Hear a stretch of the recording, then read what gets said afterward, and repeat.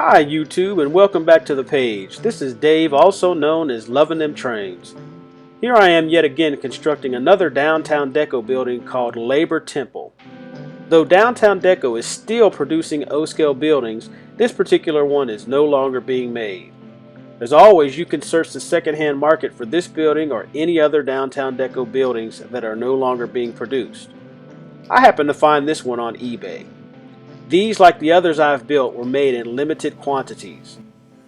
Because I got a bit carried away on this project, this will be part one of two videos on how I construct and detail this building.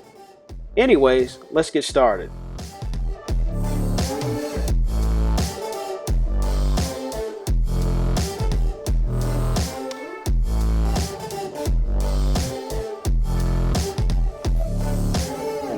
Okay, as it always is when I take the pieces and parts out of the box for these kits, I'm always on edge with if there are any broken parts on it, because this particular kit is out of production and this is Hydrocal, but it looks like all of the pieces are intact.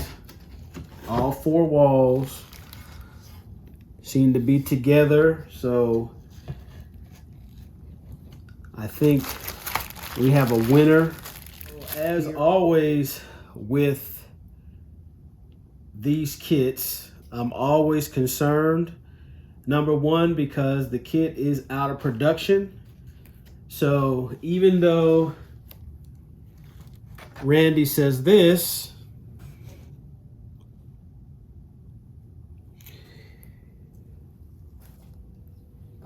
because these are out of production, that has no merit.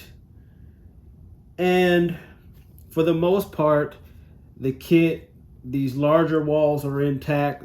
This is the back wall, it's intact, but guess what? The piece that was packed with this as backing, and it was wrapped in the bubble wrap, and it happens to be the front, comes to me like this.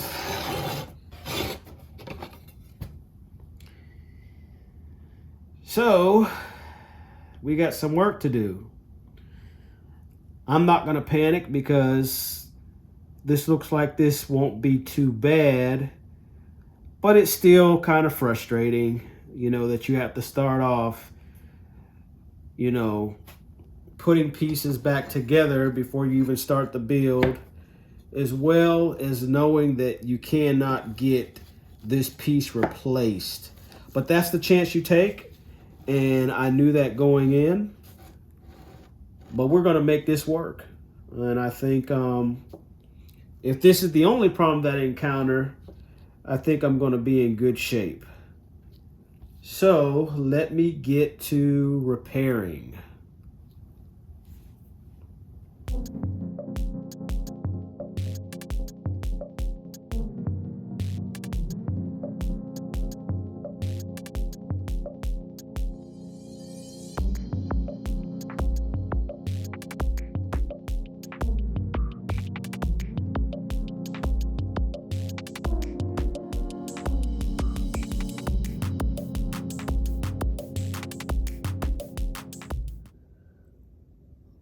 All right, so got this piece together.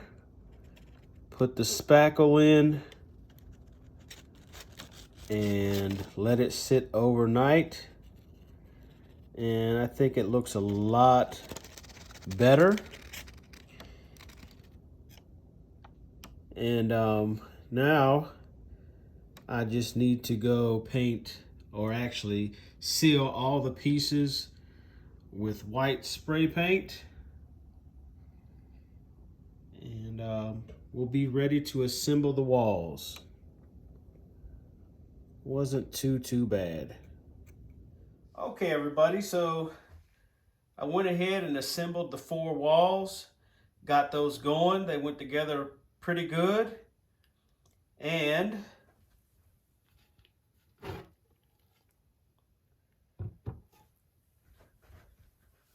ta-da! through the magic of video, you can see that I repaired the section that came apart. And I'm going to be honest with you, it's been several weeks since I recorded the first part of this where I had the broken piece. I did fix it right after I did that segment, but it's been several weeks since I actually worked on this building, and I honestly cannot remember where the crack is.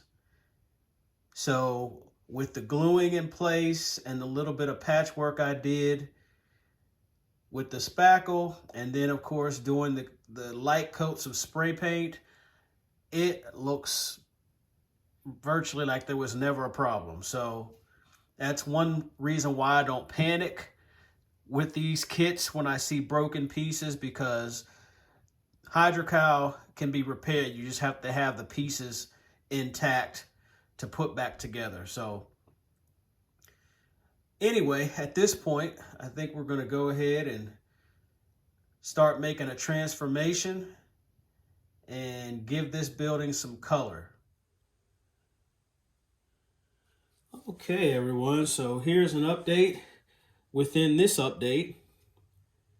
And as you can see, I've got a basic layer of wash on. And the color I'm using, I hate to go across the screen like that, but I use this terracotta from Anita's Craft Paint from Michael's. So we did a wash, probably, I'm going to say at least 7 to 8 layers of very light washes, and it does dry darker. And then I did a wash of cement using actually this chalk paint, Cocoon, and we did a wash with that as well. So what I want to do, because I do like the color on the box of the building that was the model on the box, I like that look, but I want to give it a little bit of variation, age it a little bit. So I think I'm going to try some dry brushing with 1 or 2 more colors and see what effect I can get out of that. So I'll let you know how that goes in just a moment. All right, I'm in the process right now of completing the concrete treatment and these concrete sections of the front wall, the concrete trim, and I'm using the AK interactive concrete material. It's an acrylic material, and I like to use it to detail and to use in concrete around the layout. So you can see it's a mess right now, so I gotta trim that up, clean that up, and then it'll be ready to go. So we got everything painted up and created some variation in the color here by adding some darker oranges and some browns and a little bit of red, or reddish brown I should say. And honestly, I botched this up at first and had to do a lot of muting. I had to come back with the original color and cover up my mistakes, but I think ultimately it gives a pre-weathered effect in the look that I'm going for. And that's on, oh, I hate handling these. You kind of see a little bit more of it on the back, the splotches and the variation in color. I actually like it. And over here,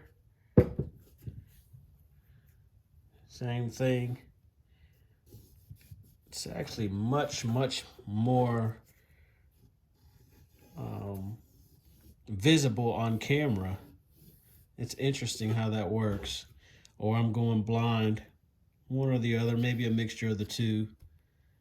But it's a lot more muted. But I like the effect, and eventually, as the building's coming to being finished, I'm going to do some more weathering with some chalks and just go over it a little bit more. But this is a nice place to start. And then in the front, of course, I got the trim going.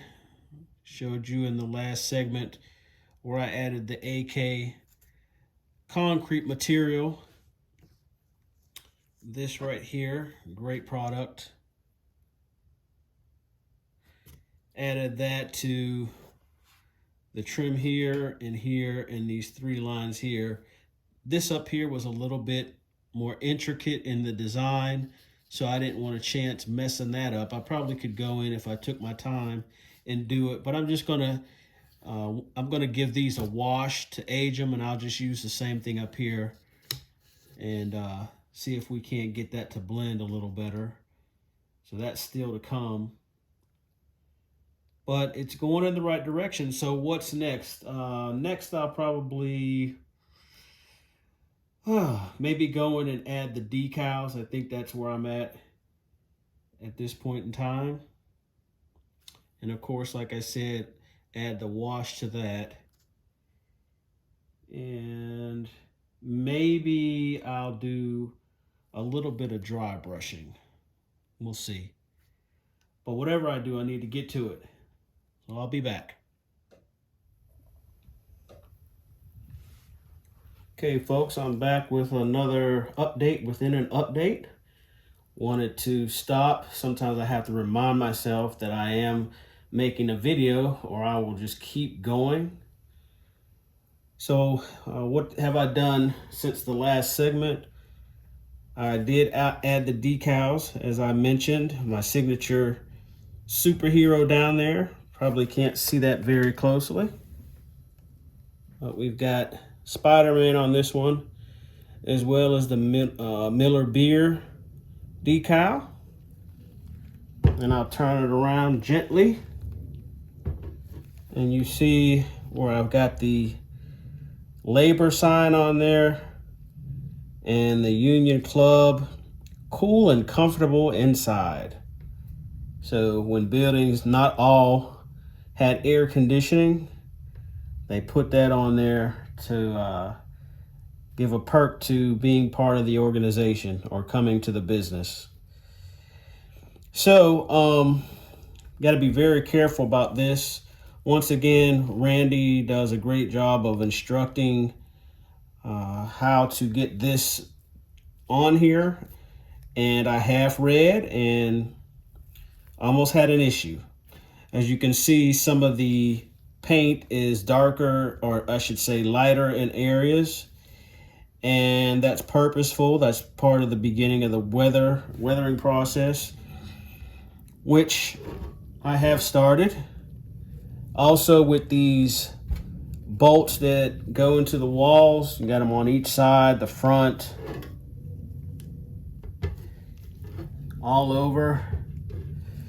I've kind of given those a rusted color, so I'll come back later and detail that more. Probably do some dry brushing, may add an additional color to give some variation to those. And as you probably seen with me turning this thing around, I did go ahead and weather the facade after I put the concrete treatment on it. I think it was this one right here in the last segment I had forgot to do, so I went ahead and did that in preparation for this one. So the last thing I did was I went ahead and added some bracing, because I am going to have interior on this. I will go ahead and say that right from the beginning. And I'll also let you all know again that not much of it will be seen.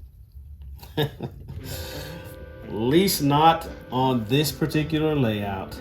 But it's not about the destination, it's about the journey.